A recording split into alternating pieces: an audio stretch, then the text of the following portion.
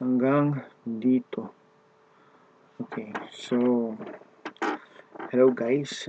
In this video, I'm going to discuss to you how you are going to go about your research, okay, and how from there, no, how are you going to tally the results up to how are you going to analyze them using SPSS. But before we go there, okay, syempre, before you go to SPSS, the first thing that you have to have, okay, is a research problem. Now, based on the materials that I gave you earlier, we're going to discuss my paper. Na yun na lang. Kasi ako yung nagsulat doon. Okay, starting with chapter 1. Pakita ko muna sa inyo ang chapter 1. I hope you have this file already. Okay. Now, sir, gagawa ba kami ng buong chapter 1? In this case, this is already 43 pages. Hindi naman. Hindi. Normally, in a research paper, whether that's dissertation or thesis, no, you have a research problem. And in the research problem, okay, or chapter 1, you're going to introduce the background of the study. So, di-discuss mo lang dyan. Bakit ito yung gusto mong pag-aralan? Now, in my study, okay, I'm going to analyze, no, or I would like to study the following variables, okay? Self-efficacy and financial risk tolerance of stock investors here in Baguio City. So, bakit ganon? Okay, bakit ganon yung pag-aaralan ko? Number one, okay, I'm going to discuss that in the background of the study. Okay, so this means I was able to read this, I was able to observe a lot of things, okay? I was able to watch some topics in YouTube related to these variables, okay? And mostly I'm really interested with these variables, self-efficacy and financial risk tolerance. I'm not going to discuss the entire chapter 1, okay? Pero I just want to highlight some things, no? Yan, haba ng background, okay? What have I been reading? Okay, what are the common concepts related here? Okay, that will be discussed in the theoretical conceptual framework. And then, what will be the applications? Okay, now since I am in the field of finance and accounting, syempre, I'm going to look at applications in this area. Ayan, so now you have management, investment management, okay, diniscuss yan. Okay, you have areas there, ang dami. And take note, okay, these are all supported by researches, okay, ayan, and textbooks, and articles. So, in this part, okay, nothing is original, okay. I cannot claim this part. I just copied, okay, I just copied and then inserted them there. Of course, stated them in such a way that it will be easier for the reader to understand, okay, why this part is related to the study. Okay, and then you have self-efficacy as one of my major concepts, okay, in psychology, because at the time of this paper, I was really interested in behavioral finance, okay, how financial decisions are affected by our behavior. Okay, so matagal na yon. So those are my discussions. Now, towards the end of this chapter, you will see discussions on risk capacity, okay, risk tolerance and sex. Then you have risk tolerance and marital status, okay, risk tolerance and source of income, okay, and so on and so forth. Risk tolerance and age. Now also, aside from that, okay, you also have discussions on self-efficacy and age, self-efficacy and marital status, okay, and so on and so forth, okay. And then you have the discussion on self-efficacy and risk tolerance. Now, why am I saying this? Okay, now if you want to go back to the discussion, you can read this part, chapter 1. Okay, now why am I mentioning this? Because you can actually summarize the entire research in this drawing. That's how you introduce your topic. Okay?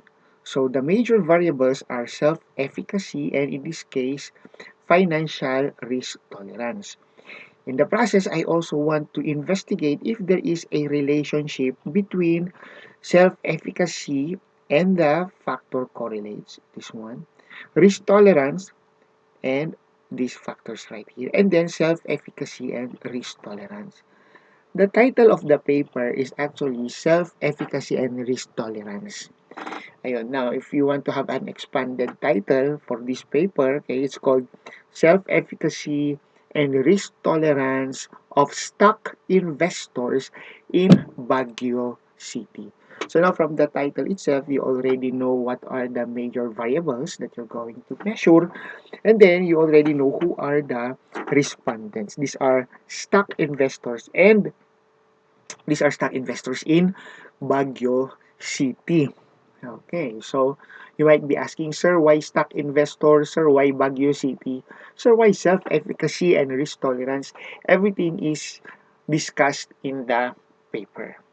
Now, if you look at this paradigm, no, this is the initial input because we start with the following profiles. Okay, sex, marital status, source of income, age, educational attainment, income, and net assets. All of these will be asked in our questionnaire. Okay, and on the discussion, okay, in chapter 1, these factors, these factors are discussed in relation to self-efficacy, these factors in relation to risk tolerance, and then self-efficacy in relation to risk tolerance. Okay, so that's the purpose of the study. And okay, the expected output will be to come up with the following. This one is just a hypothesis. Okay, basically an output of a research, is most of the time the more expected na tangible output, strategies, decisions, ganon, recommendations, and the likes. But anyway, that's not the focus of our study. What I want to emphasize as of this point is what are the major variables, okay, and what is your input, process, and output. Now, for statistics, this is where statistics will come in. Ayan. Now, let's look into the problem. There's only one problem for this research.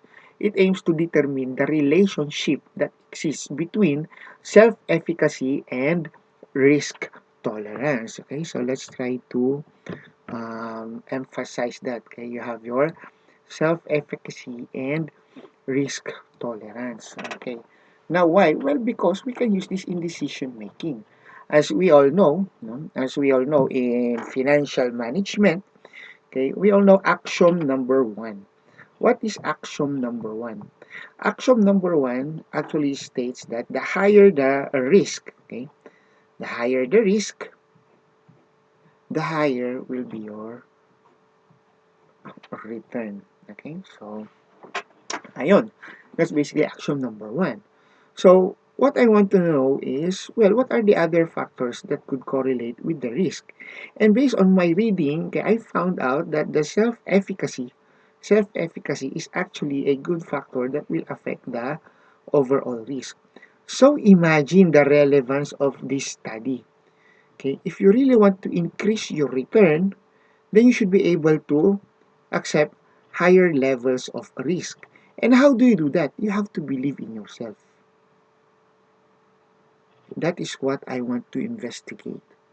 Okay? If by believing in yourself, kumbaga sa akin, sa yabang na yan, validated na yabang, yung yabang mo ba will help you tolerate higher risk? Because if you're able to tolerate higher risk, then we expect that there will be higher returns. So where is my study? It's not between the risk and return. It's between risk and self-efficacy. Okay? So that is now the major problem. What's the major problem for this paper? to determine the relationship of what? Self-efficacy and the risk tolerance. Okay? So I only have one problem. But to answer that problem, okay, you have to answer specific problems. Okay, so what are the specific problems here? First, you should know the level of self-efficacy of the respondents. Let's go back to the drawing. So what's the level of self-efficacy? Is it high, low, or moderate?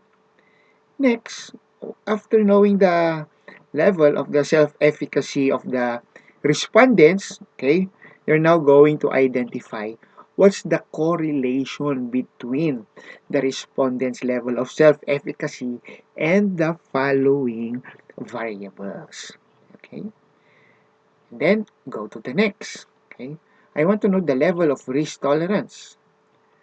And after knowing the risk tolerance or the level of risk tolerance, let's look at the correlation between risk tolerance and again, the following variables.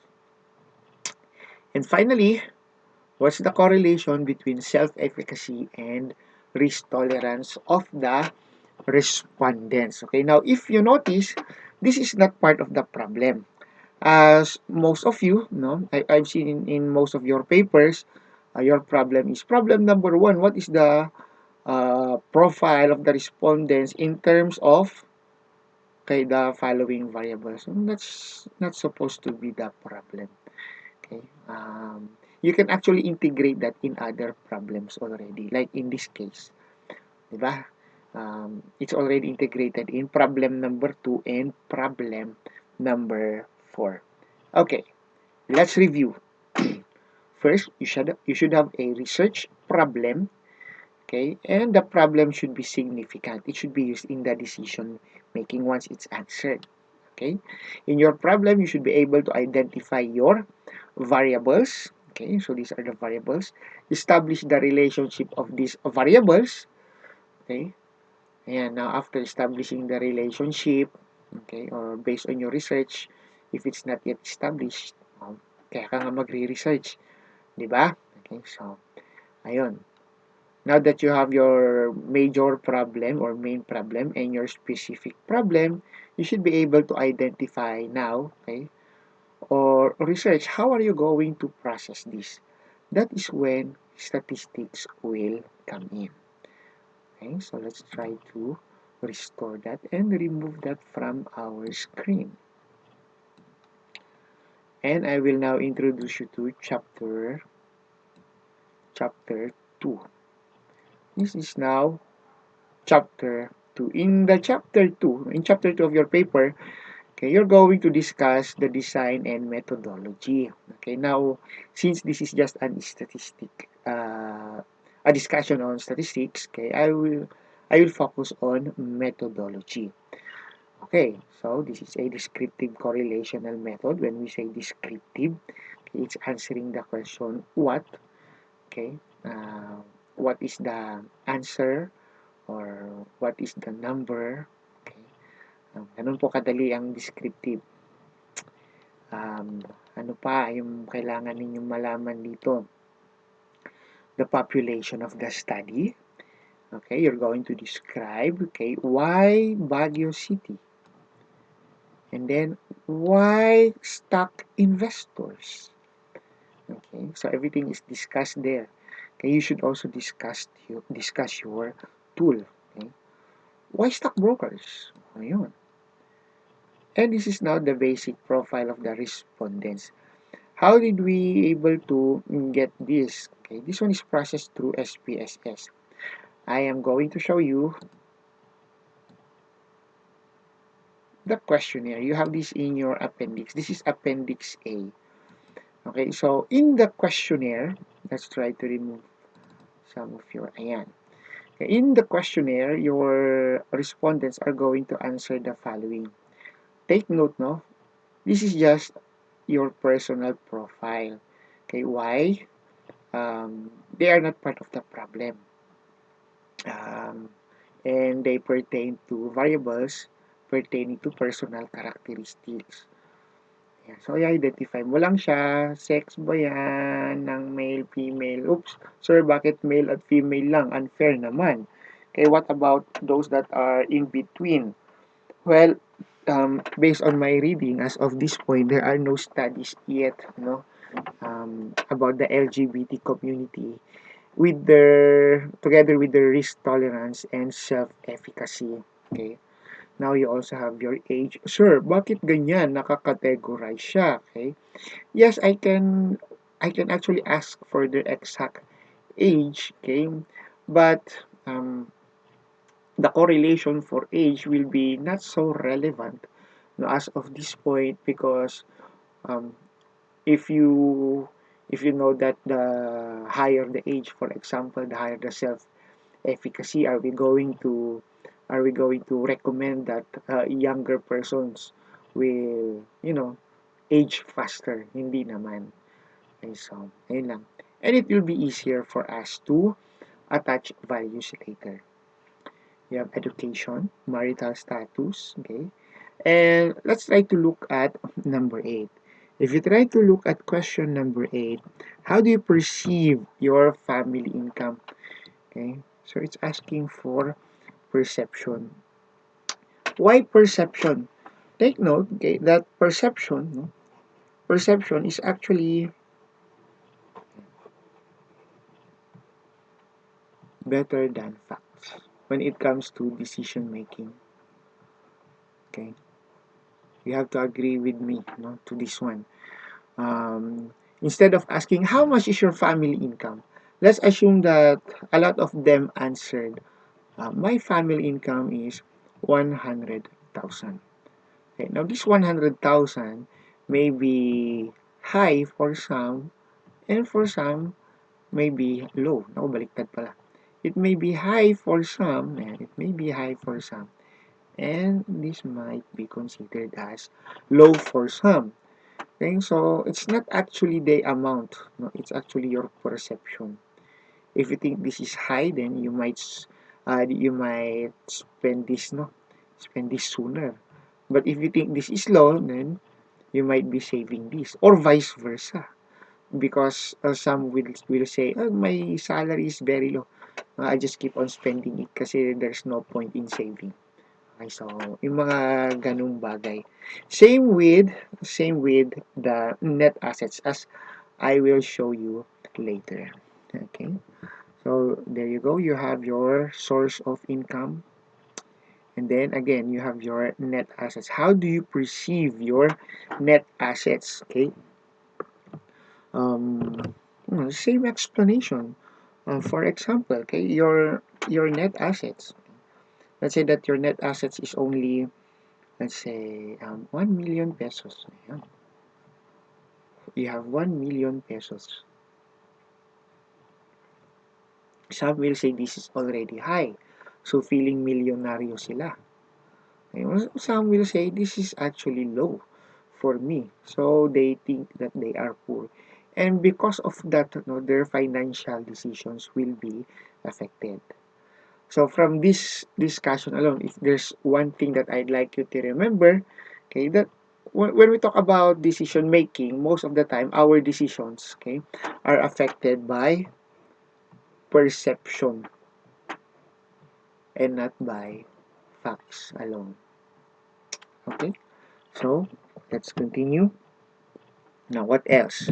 Now you have the second part of the questionnaire. You have the self-efficacy scale.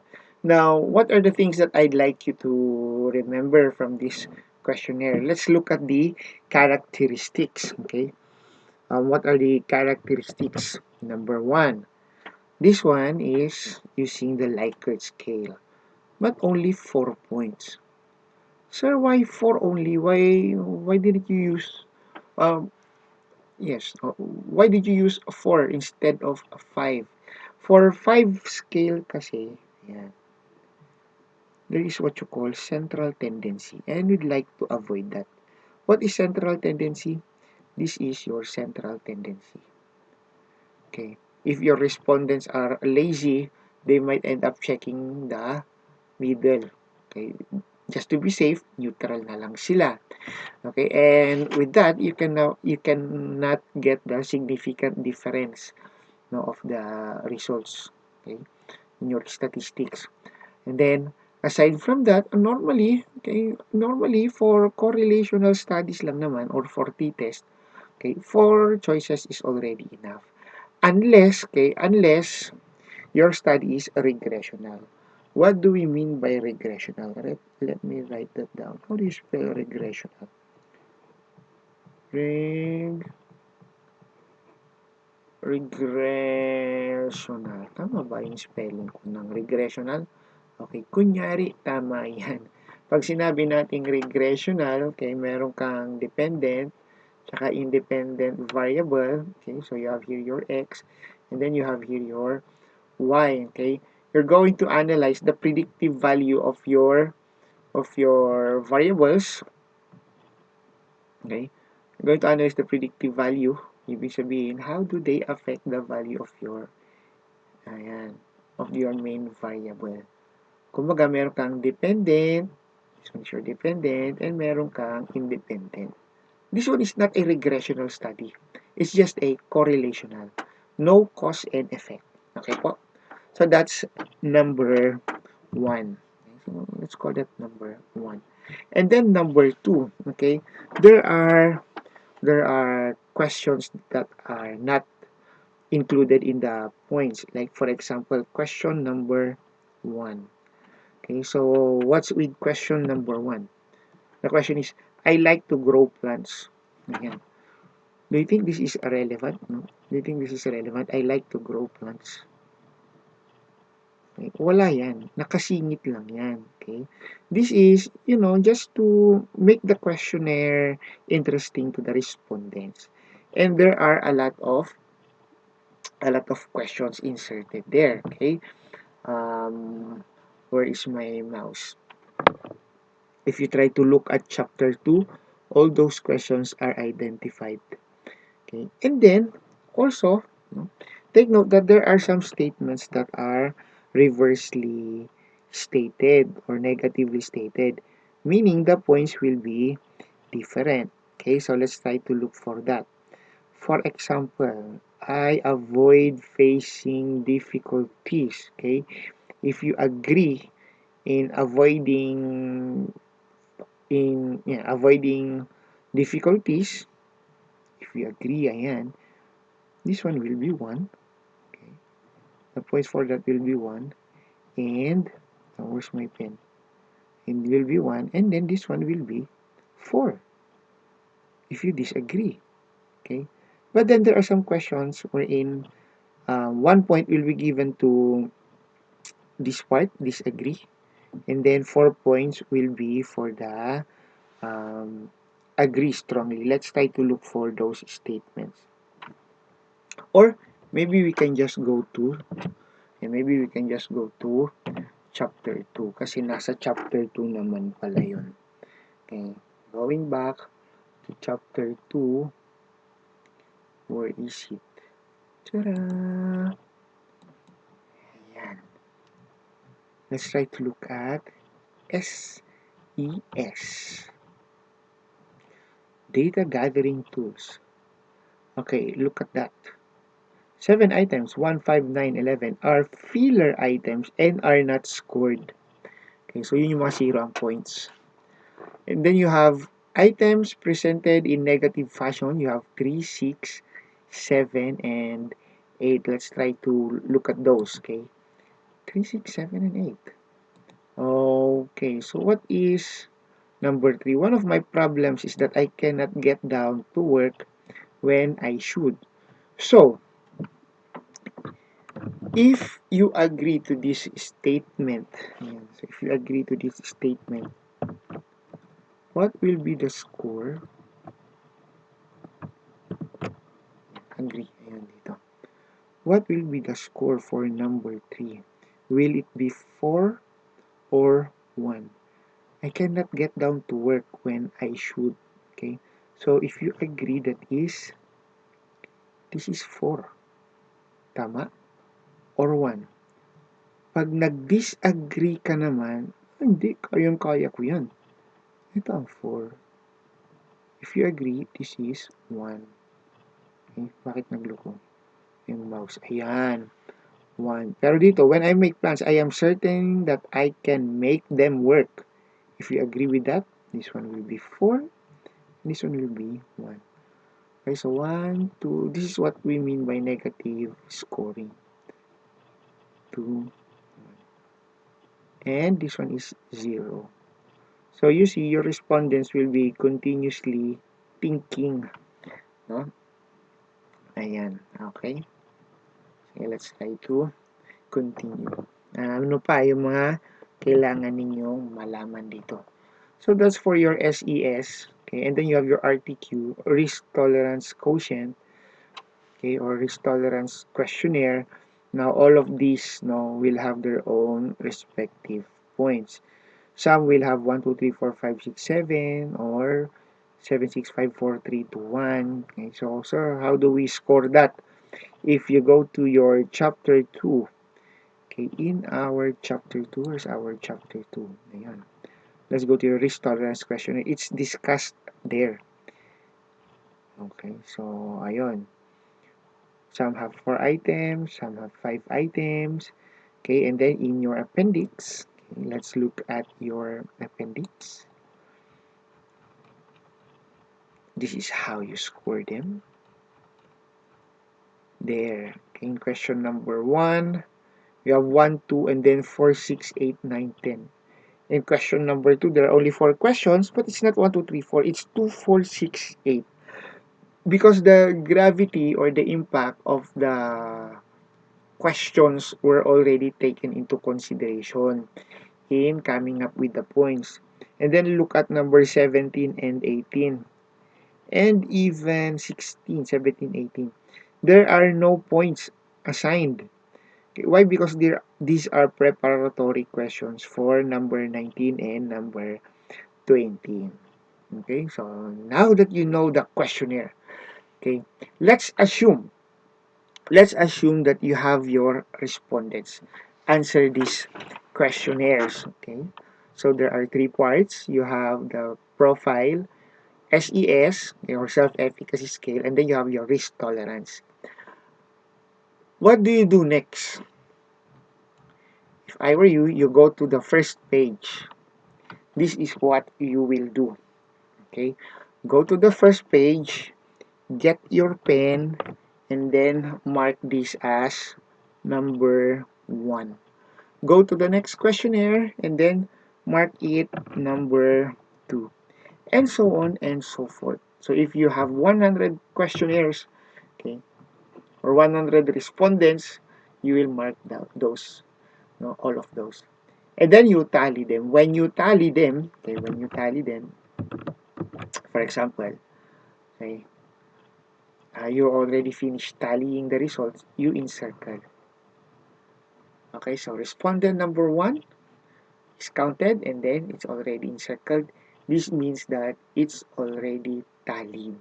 Okay, so how do you tally them? Okay, first you have to assign values. Okay, for example, okay, you can assign 1, okay, for male, 2 for female. Okay, here you can assign 1, 2, 3, 4, and 5. For education, you can assign 1, 2, 3, 4, okay, and so on and so forth. Here you can assign 1, okay, 1 and 2. Okay, where is it? Ayun. 1 and 2. Okay, and so on and so forth. Okay, so what else? After assigning values in your personal profile or variables found in your personal profiles. Yan, lahat siya, may values yan. Take note of the values and come up with a legend. Okay, same here, no? You should know which has 4, 3, 2, 1 and 1, 2, 3, 4 and 0, 0. Yun. O, dali lang, di ba? Now, let's tally. Okay, in this paper, my target is 1,000 respondents. Actually, okay, Ayan. The sample is around 300 lang dapat, 398, but I'm aiming for 1,000. But I was only able to get how many respondents? I was only able to get around 414 respondents. Okay, so what are these numbers? Ayan. Let's go back. Okay, so this is the column for your respondents. And this is the number that you assign for each questionnaire. Okay, so respondent 1 to 14, you should already put that in this column. You write that ahead of time. And then you tally this way. Okay, you tally going to this direction. Okay po. From left to right. Why is this not writing? Ayan. And then you go to respondent number 2. Okay, so this one is male. This is on the second category. Education 3, masteral, I think, or college. Okay, 1 for marital status. I'm not sure, but I think this one is married, and so on and so forth. And these are the points. Now, if you try to look at the how do you call this? The headers, no? S2, S3, S4, and S5. Okay, there's no S5. Actually, there's no S1 and there's no S5. Why? Because these are questions with zero values, if you still remember. Okay, so what's NA? That's your net asset. It's not applicable. That's just your net assets. Okay, so ayun. Now S for self-efficacy. And then at the end, you have your total score. And then I also computed for the average. Okay, S average, self-efficacy average. And then you do the same with your risk tolerance. Okay, so what will happen? So you have R1, 2, 3, 4, 5, and so on. And then at the end, okay, you will notice that you have RTS. What is RTS? This is your risk tolerance score. And then what's now the level? So what's this level? Okay, let's try to discuss that. If you go to chapter 2, let me just put this down and open our chapter 2. Ta-da!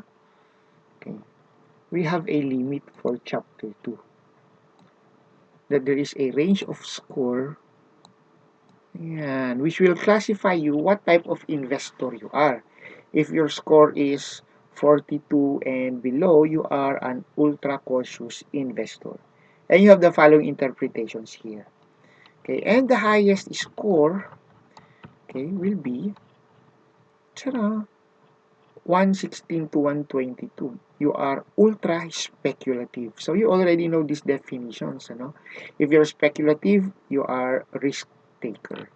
Okay, if you are cautious, then you are more risk averse, highly risk averse. Okay, now if you want to know more, you can read this portion. As of this point, I just want to emphasize, okay, the questionnaire and how you tally the questionnaire. Okay po? Sure. Okay. How come in the self-efficacy, let's go to control 2. In your self-efficacy, after getting the score, you computed for the average. While in the risk tolerance, how come after getting the score, you classified them into levels? Actually, it's the same. Okay. This one, we use the statistical limit. Okay. What is a statistical limit? Now, before we go there, the formula for statistical limit is actually n minus 1, okay, n minus 1, divide that by n. Okay, since yan, the maximum points for this one is 4 and the lowest is 1, okay, let's compute 3 over 4. right? N is the number of choices in your Likert scale. I'm sorry. So since there are only 4 choices, and that's minus 1. 4 minus 1 is 3, and then divide by 4, you will now get 0.75. This will now be the intervals. No? This will now be the intervals in your in your statistical limit. Okay? So, how do you do that? Okay? Sana hindi ako mapahiya, baka baliktad. Mapunta ulit tayo sa chapter 2. That is what we're going to use to, there you go, to interpret the self-efficacy scale. Okay, so if the average is from 1 to 1.74, diba? The difference here is 0.75 if you notice. Control 2. So, ayan. In your Likert scale there are 4 choices. 1, 2, 3, 4. But to interpret that, okay, you have to compute your statistical limit first. Ulitin natin. That's n or 4 minus 1 divided by n. So, we will get 0.75. If you notice, the difference of these two is 0.75. 1 to 1.75 plus 0.75, 2.5 plus 0.75, 3.25 plus 0.75, you have your 4. Why do we have to come up with a statistical limit? For example, no, you were able to get the summary of the level of self-efficacy. And the summary is, let's say, the average is 3.2. So what's 3.2? Okay, so you can now use this. Where is 3.2? It's found on this level. Therefore, it belongs to 4. On the average, they agree strongly. Okay, so para sa yan, it will help you interpret the averages. Let's say a question. No? Question number 3. Question number 3 has an average of, let's say, kaya, magsabi nga kayo ng average. Yan. Hindi ba siya nawala? Let's say that question number 3 has an average of 1.8.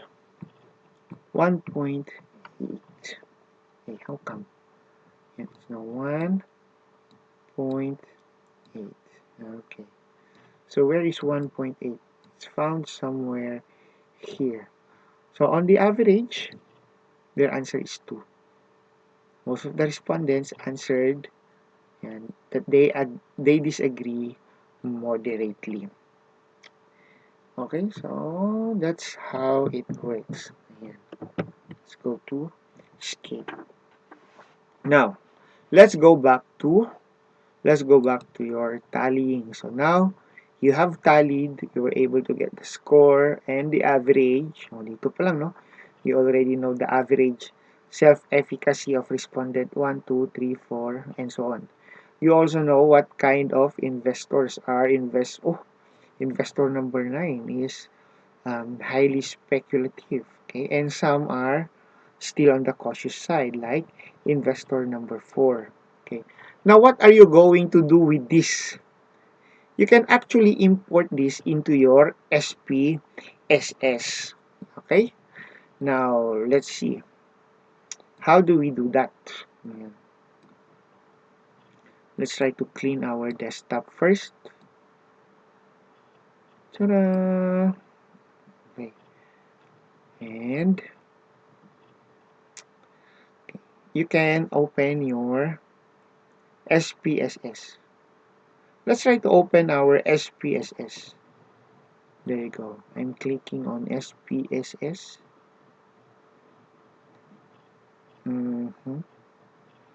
I'm still using 17.0 because so far this is the lightest amongst the latest, no? The latest SPSS. Okay. Now there are different ways on how you can import your data or put data into SPSS. You can actually encode directly to the data view, or you can import. So there are different ways on how you can import. If you see this wizard, all you have to do is to go and click open an existing data source, okay, and look for an existing data source. Ayan. Now, in this case, it's already available here. If it's not, you just click on More Files, and it will direct you to the Explorer. And then you click on the Excel file. Okay, once you do that, nilipat ko pala. Once you do that, your data will be found here on your data view. Another way is you go to File, okay, and then you open a database or just open. Okay, you can open data or open database, new query. Okay, let's see what will work. Sometimes, okay, choosy siya. It depends on the version, no? So in this case, we are directed into your documents folder. Mine, I think, where did I put that? It's in, I think it's here. Okay, now as you can see, it's empty. I'm going to go for Excel file or all files. You can go here and then click for all files, and then you will see all of the files available. Now, since this file right here is already open, I'm going to close this so that it will not be corrupted, and then I'm going to open it under SPSS. Okay, so here you're going to highlight the part that you need. In my case, I'll show you later, I don't need to do that because all the other sheets has been deleted. And then I just click on OK. Let's hope it works. Ta-da!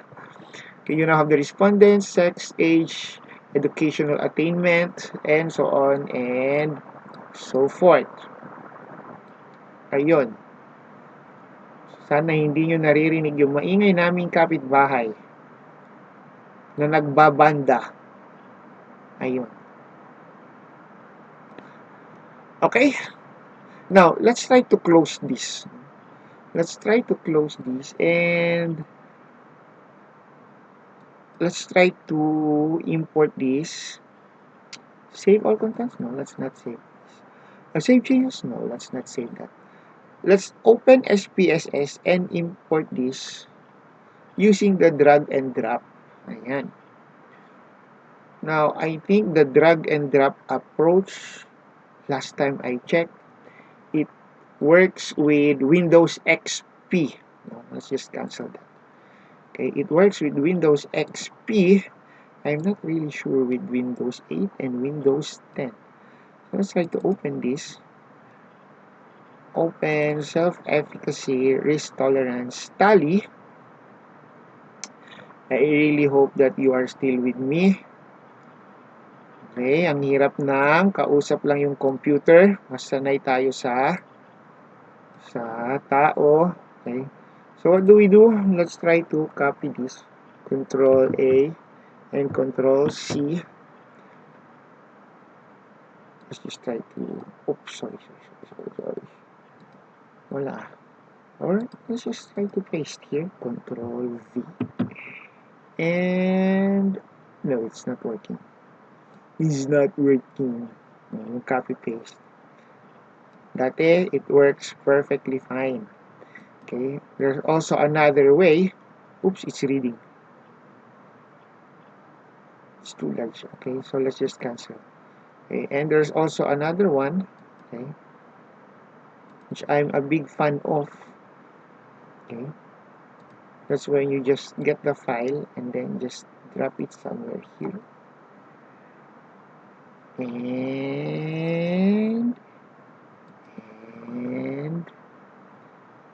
And pahiya na naman ako.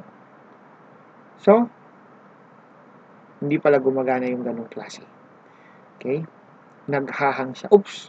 Hindi, nag-read siya. Okay, so gumagana pala yun. So, para sa mga tamad na kagaya ko, you can just drag the entire file and drop it in your data view. And you get the following. Okay? And then you just click OK. Now, but I want to use a cleaner version. Okay, wherein I don't have to remove this. okay, this row, and then all my headers will be placed here instead of having them included in your variables. So let's close that. Well, just in case nakalimutan nyo lang. Okay. Ako kasi, I'm a big fan of exploring. Ayun, tumatanda na tayo, nakakalimutan natin. So, kailangan masipag tayong mag-explore ng mga bagay-bagay. Okay, so let's try to open SPSS. Let's try to open your old tally. Ta-da! And click OK. Click OK. Aha! Now, I'll show you one more thing. Okay?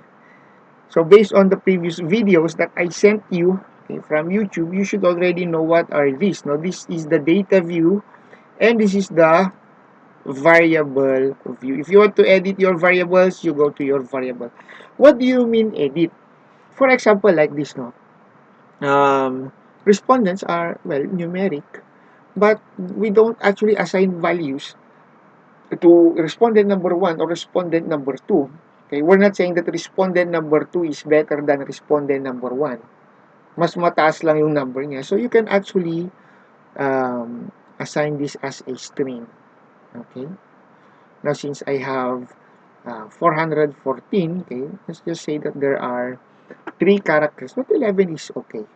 Sometimes, if it's numeric, okay lang. It's not being processed naman. Okay? So, let's just cancel that. Now, what about sex, no? Okay. Still numeric. I like using numeric because their values is 1 and 2. And it's easier to process that way. Mas mabilis si SPSS if all your variables are in numbers. Pero instead of just leaving that as numeric, I would like to go to the values, okay, and edit the values. How do you edit the values? Okay, in this case, value number 1, I'm going to put male, and I'm going to add that. Value number 2, that will be female, and then I'm going to just keep on adding, okay? Since we only have 2, that's already enough. I'm going to click OK, and you now have the following values there. Now, if you go to your data view, you will see that sex is still numeric. But if you want to know, is this male or female? Just in case nakalimutan mo na. You click this, your value labels, and you will see you have males and females. Okay? Now, let's try another one. What about your, let's say, age? Okay, now I forgot the values assigned. So I'm going back to my legend, or let's go to the questionnaire. Based on our questionnaire, 1, okay, will be 30 years old and below. So let's try to restore that. Number 1 will be 30 years old and below. Going to your variable view, I'm going to age, edit my values, and then I will now use 1. That will be 30 years and below. Okay, so I'm going to add that. There you go. And then, what is now the value for number 2? Number 2 will be 41 to 44 years old. Okay, so number 2, that will be 41 to, is it 41? No, it's 31. It's 31 to 40 years old. Old. Okay, and then number 3 is 41 to 50. 41 to 50. Now, why am I doing this? Okay, I want my labels to be complete when I make the tables. Okay, after statistical processing, it will be easier for me to copy and paste in a Word document. Also, it will be easier for me to interpret. So let's write that down. 41 to 50 years old. There you go. Can I just copy this? Let's try it. Control C dahil tamad tayo. There you go. Value for control V, and let's edit this. Let's make this 51. Okay, 51 to 60 years old. Okay, not 600, just 60. Let's add that, and then you have 5. Okay, control V. Yeah. Okay, that will now be. Wait, I think this one is greater than 60 years old. Okay, above 60 years old na lang. Above 60 years old. Okay, so let's add that. Ta-da. Okay, so now if you go to your data view, you now have the following labels right there, and you can keep on going. Okay, so now, so that you just toggle this. Now you have the value labels, and you have the just the numbers. Okay, numeric values. I'm just a big fan of this view, okay, just numbers, because sometimes this is overwhelming if you see all the data right there. Okay. So even for the questions, you can go to the questions. Okay, in this case, let's say S4. No, S4, you can say number 4 will be strongly agree, and then number 3 will be agree, number 2 will be disagree, and then number 1 will be strongly disagree. Okay, so it's easier to look at numbers. Ayan. Minsanan ka na lang mag-label. But anyway, let's just choose one. Okay, let's just choose one in your S2. I can't help it, eh, so that you will see the effects later. Let's go to your values. Okay, and let's put value 1. I'm not really sure, no, pero sige, let's just use number 1 to be strongly disagree.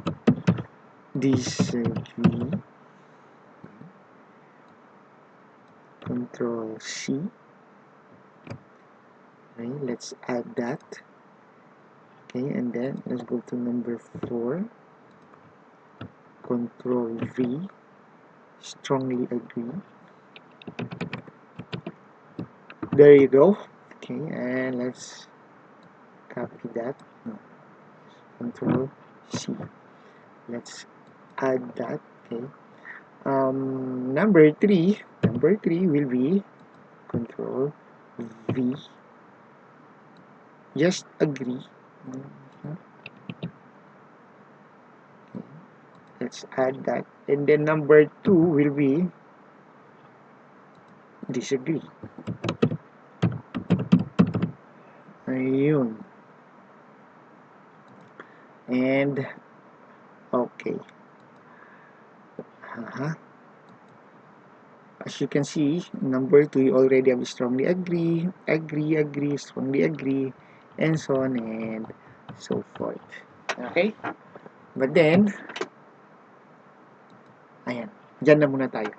Now, here comes the fun part. Assuming that all the responses are already here in SPSS, you can also see their total score and the average, okay?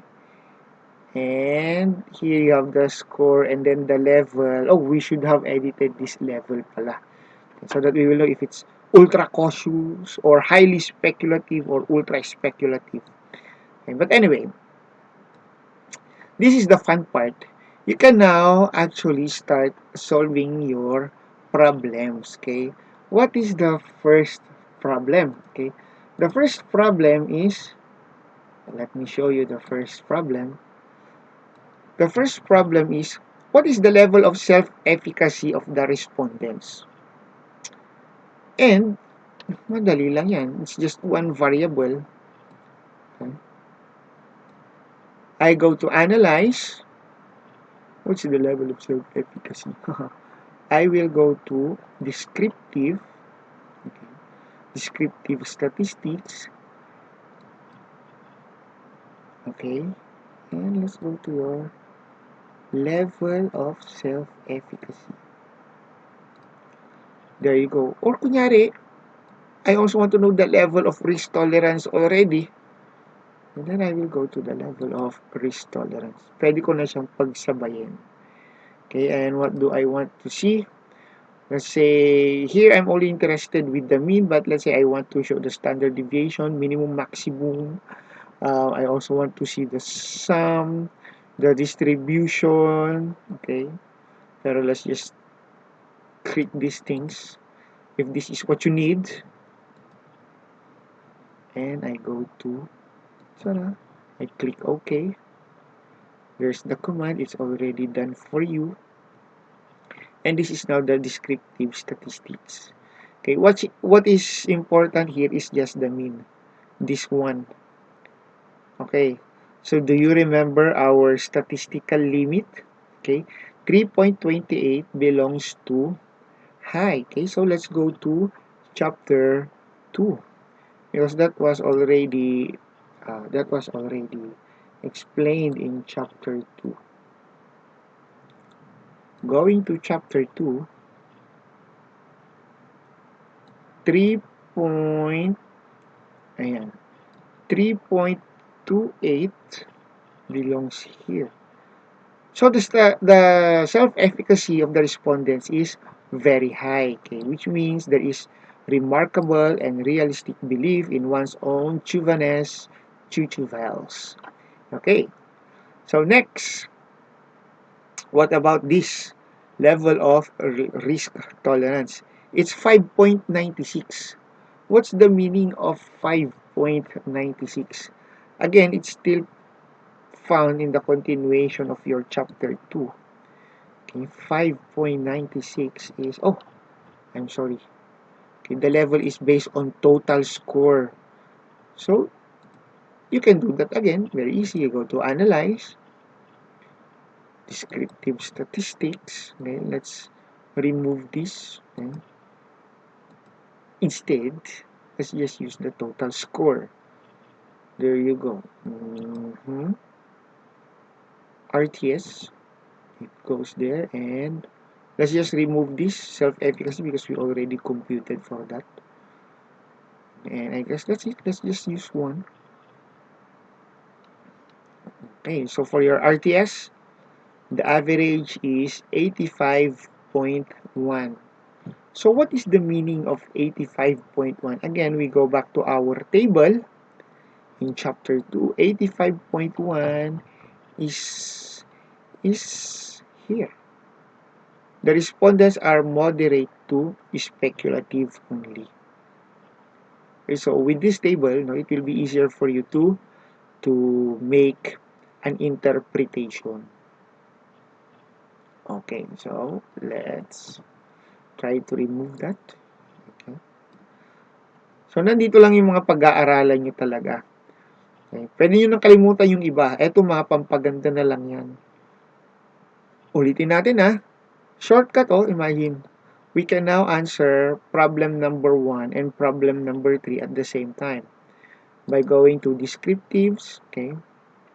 Let's just use, what's problem number 1? It's the self-efficacy and the risk tolerance. If you want to simplify, I don't need this. Let's just remove all of these. Okay. Let's just go for what we need. Okay, and continue. Click OK.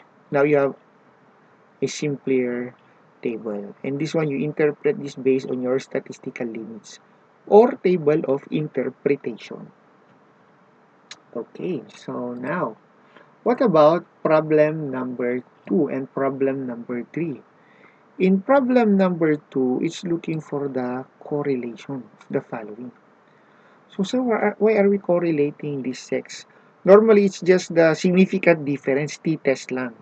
But in this chapter, or in this study, because there are no studies earlier talking about genders in between. Okay, studies about LGBTQ. But I want to consider that. So instead of just looking at the difference of male and female, okay, there is what you call the point by serial correlation. Okay, so ayun. Instead of being male and female, okay, the correlation is now based on its maleness and femaleness. Again, that is discussed in chapter 2. But let's say you want to correlate your self-efficacy and just to make things easy, ano? Sige, lahat na lang. Okay, so how do we do that? How do we correlate? Analyze. I go to, I can compare, or I can correlate. Yeah. Okay, I can correlate, let's say, by variate. Let's say, what do I correlate? Okay, I am going to correlate self-efficacy. Where's my self-efficacy? Okay, it's better to use the score. Why? Because this is more accurate than the average. Okay, so I'm going to correlate that with, gusto nyo, minsanan? Sige, lahat na yan. With sex, with age, with educational attainment. Okay, so that you will see the difference. And even the net assets. Okay, so these are the items that I am going to correlate. What kind? Pearson's R, Spearman's, or Kendall Taos? In this case, we're not going to rank. Okay, we're just going to use the simple correlation of values. I'm going to use two-tail. And since tamad ako, I'm going to flag significant correlations. I'm going to click options. Okay, do I really need to see the means and standard deviations? I could just click them if I want to show them, or I could just leave them blank. Okay, this is just what I need. And in one click, I already have your correlations. Now, earlier, we flagged significant correlations. Okay, so what can you see from here? Now, let's go to control. Okay, if you notice, how come this is not working? Anyway, if you notice, oh, this one, ayun, you have your age, there's two asterisks already.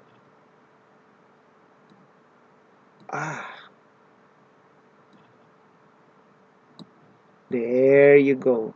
We can now say that the self-efficacy correlates with age, and it's negative. Okay, let's try to remove that.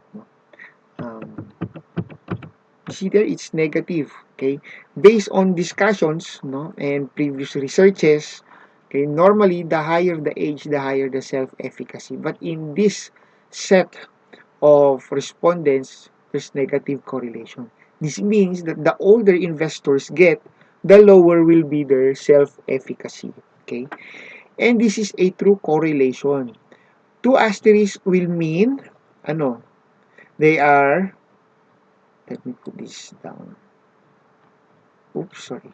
Two correlations will mean that they are significant at 1%. Okay. 1% margin of error. Like there. Yun. What about one asterisk? Okay. That will mean that they are only significant at 5% margin of error. And malaki na yun. Kasi ang standard is 5% margin of error. 95% significant or confident ka that the relationship is true. Hindi lang kunya-kunyari ang relationship. Okay? So, what else can we see? So, that's just your self-efficacy. Okay? So, why is this one? Well, because it's correlated to itself. This is cross-tabulations kasi of correlation.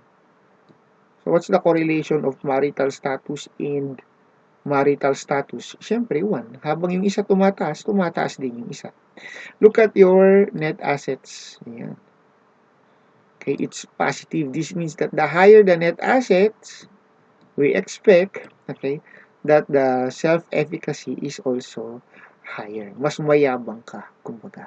Mas nagtitiwala ka sa investment decisions mo.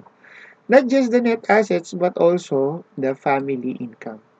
Okay, take note ha. Okay, earlier we discussed this is not the value of the family income, nor the value of the net assets. We're just talking about the perception of the person with regards to their family income and the level of their net assets. Okay? So let's talk about, for example, your educational attainment. So it's 0.055 positive. Okay. This means that the higher the educational attainment, the higher the self-efficacy. But it's not relevant. Okay. The margin of error is higher than 5%. So that's the meaning if it's not flagged. No? Like in this case. Ayun. So, sir, what about those? Actually, this one is the same with this one. This is age and self-efficacy. Okay, this is family income and self-efficacy. Same with this. Okay, so that's now problem number 2. Okay, you can also compute for problem number 3. Okay, let's try to escape that and then let's go to our data.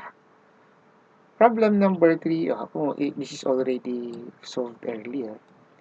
Problem number 4, you'd like to correlate, okay, risk tolerance naman with the other factors. Okay. You can actually play with this, no? Oh, so I go to analyze. Nandito lahat ng statistics mo, ayan. So pag-aaralan mo lang. Since I'm going to correlate, I'm going to look for correlate. What kind of correlation? Yan, research nyo na lang. In this case, I use bivariate. I just remove this and change that to risk tolerance. Okay? There you go. And then I'm going to click OK. Tapos, yung correlation ko, not just 1, not 2, okay, but you have 8 variables. Okay? This one and your risk tolerance score. So, since we already flagged them, okay, let's see what affects the risk tolerance. Okay? So, you have risk tolerance and self-control 2. This one, age. And it's negative. Okay? Sabi natin, the higher the age, the higher the risk tolerance. But in this study, it's the opposite. And it's even, look dalawang asterisk. Okay? It is significant at 1% margin of error. And then look at family income and then look at your net assets. Again, okay, their perception in the family income and the net assets affects their ability to tolerate risk. Okay, so that's it. Now, if you try to analyze further, you can actually look at the correlation of the other variables too. Like, although there is uh, a weak correlation, but still a true correlation, no, significant at 5% of risk tolerance and uh, source of income. Okay, there is a strong relationship of the source of income and the net assets. Maybe this explains, which has a higher value in the decision. Will it be net assets or the source of income? In this case, it's the net assets. Okay? Or you can also say that, well, net assets and the family income is also highly correlated. See? And of course, there's more. Bahala na kayo kung paano kayo mag-interpret yan. How do you interpret that? You go back to your chapter 1. You base that on your readings. Okay. And then finally, let's go to problem number 5. What is problem number 5? Problem number 5 is the correlation of just the two variables. Let's remove these. And let's just add your self-efficacy. Okay. And what do we have? Yes, you have a very high correlation coefficient.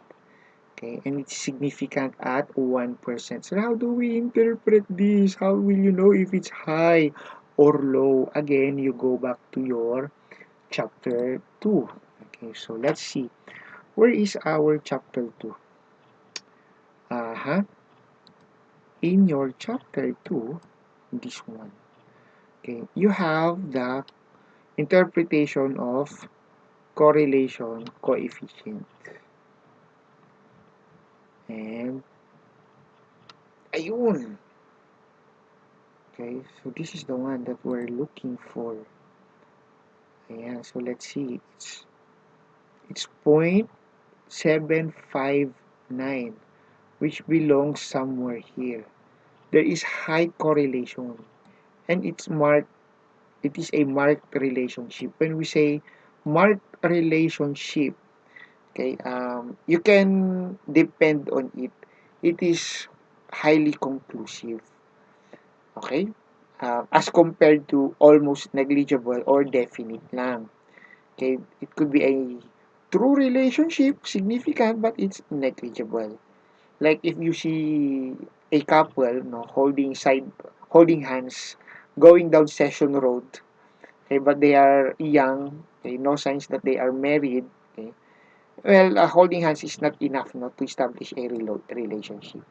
But then if one of them is pregnant, the two of them, they're wearing their wedding ring, that is already a dependable relationship. Okay, and again, this is chapter 2. So, that's how you use SPSS. You can actually play around with SPSS. For example, I want to know if there is a correlation, okay, I want to know if there is a correlation between, ayan, between the age and their answers in S2 and S3. Let's try to find out. Analyze, sige, correlation by variate, S2 and S3. Let's remove that. Okay, let's go to S2. No. I said S2, S3, and correlate that with, let's say, age. I said age. Age. Okay, there you go. Ta-da! And then, okay. There you go. Is there a correlation? Okay, wala. What about, di ba, ang galing mag-play with the data, no? Instead of correlation, I want to conduct a t-test. Okay, is there a significant difference between the self-efficacy?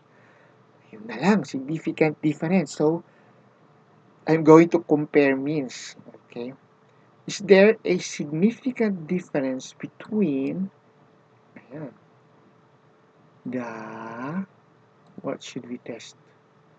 Let's test the self-efficacy, ayan, of the males and females. Because there are just two genders, let's just use simple t-test. So that's now the group. Okay, so it's 5%, that's standard. Okay, and then let's try to define groups into group 1 and group 2, male or female. Okay, oops, I'm sorry, group 1 and group 2. Click OK and then OK. Ayun, so for male and female, you now have the means, and let's see. This one is important, no? Do you remember the control? Control 2. If you remember the level of significance earlier, which is 95%. Let me write that down. Okay, so you have 95. There you go, 95%. Okay, this means that you have a margin of error of 5%. Or this one will be 0.05. Okay, kaya if you try to compare this is only significant at a margin of error of 10.9. Okay, so there is a difference. There is a difference, but the difference is not significant. Okay, why? Because our qualification, no, should be significant at 95%. This one is only significant at 89.1%. Your Ayan, your confidence level. Okay, so if your confidence level is 95%, your margin of error is 5%. And if this one is 99%, okay, your confidence level, then your margin of error is 1%. Okay po, so ganun siya. Okay, so what else? Okay, let's see. What if we'd like to see, is there a significant difference? Okay, I want to see if there is a significant difference of, let's say, ano ba mai-recommend ninyo? Let's see if there is a significant difference. Tatlo naman para mag-ano ba tayo? Ayan. Or if there's more than two variables. I want to see if there is a significant difference of yung mga kita na lang pala. Let's see. Is there a significant difference of the family income based on the educational attainment? Okay? And you can even conduct a post hoc. Tara. No. 0.832. Okay, so what does that mean?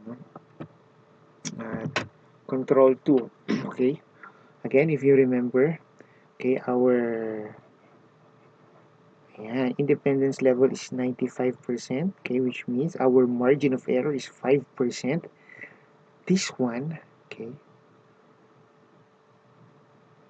significant at a margin of error of 83.2%. Tama ba? Tama ba itong nakikita ko? 0.2%. Which means, ano yung tinest natin dito? It's the family income. And what? Okay? The educational attainment. So, ibig sabihin, wala palang kwenta yung pinag-aralan nila. Okay? Because they don't have any significant difference in their family income. What else? What if I'd like to investigate further? Okay? And let's just say that I want to analyze not just the family income, but this one is interesting. Okay, I want to see if, no, I'm sorry. I'm not going to pair. I want to see if, there is a difference in the net assets, and between the age group. Let's see. Okay. Ta-da! It's 0.002. So, what does this mean? Okay. This means that if this is 0.002, okay, that's now your margin of error. It's less than 1%. So, it's 99. Okay, where is it? So, it's 99.998 confidence level. It's 99.998. I'm 99.998% confident that there is a significant difference of the in the net assets between age categories. Okay, so if there is a significant difference, okay, what if my next question will be, can we correlate them? Okay, and let's see if whether the older they are, okay, the higher will be their net assets. Let's try to see if that is true. And the answer is yes. Okay, but wait. Nako, ano to? Control. The correlation is negative. So based on my study, based on this set of respondents, okay, as the age goes up, their perception in the net assets goes down. Ah, and since this is just a perception, maybe they are less risk tolerant. Or nag-iiba na yung perception nila. Okay, siguro dati, okay, which is normal, no? Assuming that you have a net income, or let's have a value of 100,000. Maybe when you are young, 100,000 is high for you. But as you get older, 100,000 is still considered as low. Okay? So it's easy to answer questions, no? Okay? If you are using SPSS, because with just a few clicks, you can get answers immediately. Okay. Now, you see these tables? I could just click this. I could just copy. Maybe I'll go look for my next chapter, which is chapter 3. I could do a right click and do a paste. Paste! Tada! Di ang dali nang mag-edit. Okay po? So far, this is what I can show you. Okay, pahabol lang kasi kanina I'm supposed to show this live, but the faculty members of COA had a webinar, so I have to record this. Okay, so I guess that's it. Now, what else would you want to know? I'm sure the thing is we don't know where to start. Okay, so where do you start? I think the best way, no? Or sige, let's just try to summarize things. Where do you start? Maybe, nininervous ka kung paano mo umpisahin yung paper mo. You start with the problem. Okay? So once you have the problem, try to identify your variables. Once you have your variables, okay, try to analyze what kind of statistics you need. Okay, so since this is our subject, okay, dito nyo siya galingan. Okay, so after knowing the statistical treatment in your variables, okay, and our subject is statistics and software application, try to explore how you're going to solve that using SPSS. So there are a lot of parts in SPSS, okay, that we don't know. Okay, so where do we start? Okay, number one, you should know how to input data. Okay, so aside from data inputs, no, okay, the easiest will be to input data in Excel, and then you try to import na lang. Ayan. Mas madali pala pag ganun. And you try to import. Once you know how to import the data, okay, try to understand, okay, your variable settings. Okay. So what are your variable settings?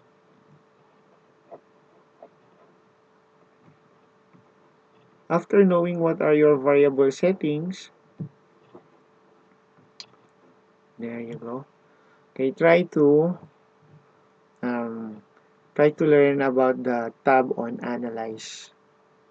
Okay, so let me write that one.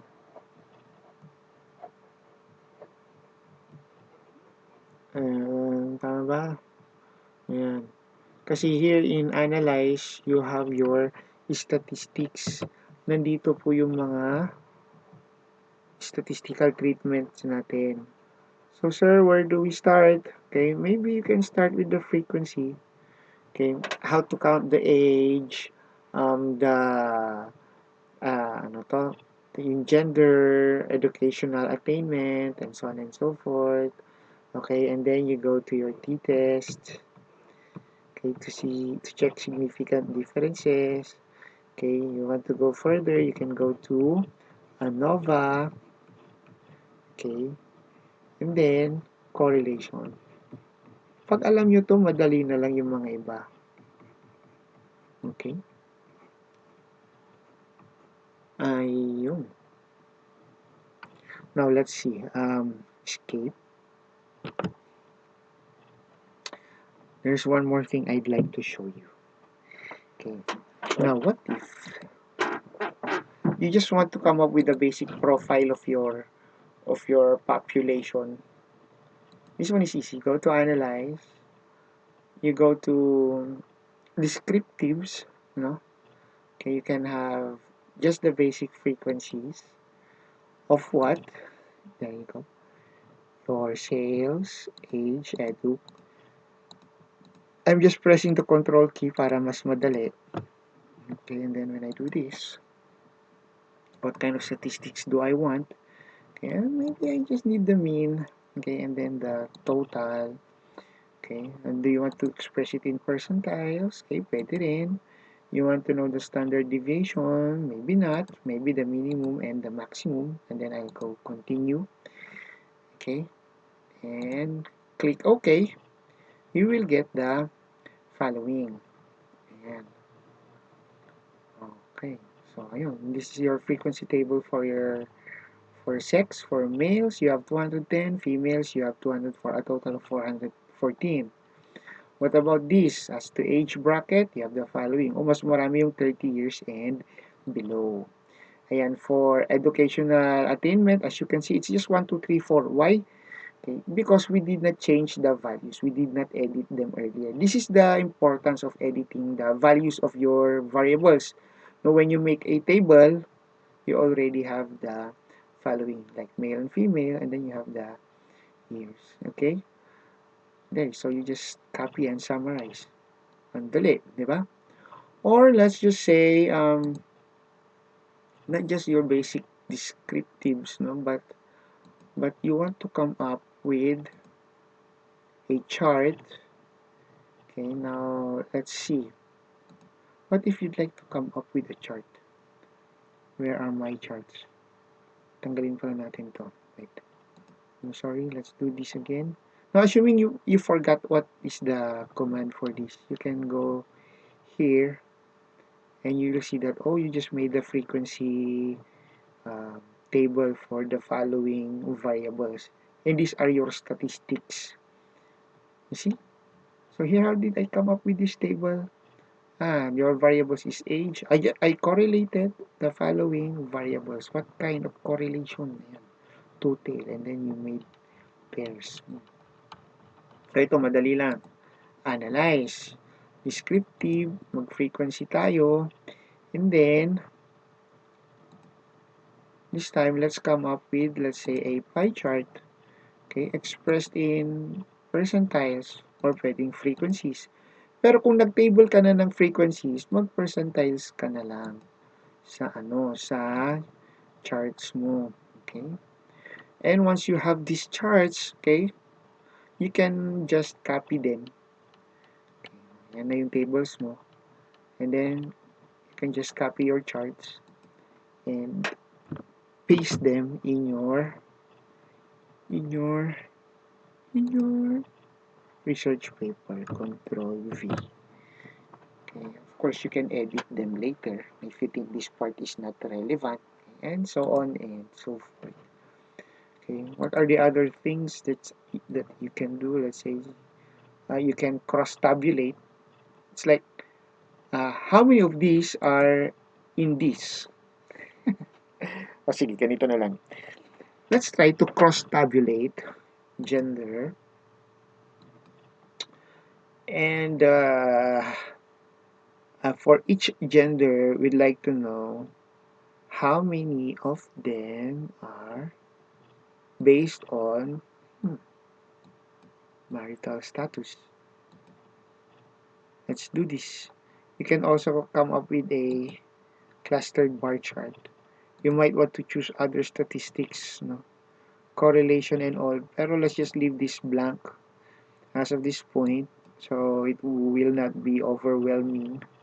Okay, so you have the charts and wait, no, no, no. Those were your earlier charts. Uh, Look, this is what you call cross tabulation. Okay, so for every male, and in your total males, no, which is 210, 99 of them are, what is one, married ba? And 111 is not married. For female, ganun din. Oh, match. Kung unmarried pala sila, di tig-isa na sila. And then 105 for the married. I'm not really sure which is 1 and which is 2. Why? Okay, because we did not come up with a label. Oh, ayan.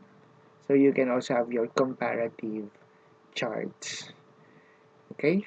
So I guess that's it. Now I'm going to post this. Please feel free to comment and especially ask questions. What else? So I guess that's it. Thank you.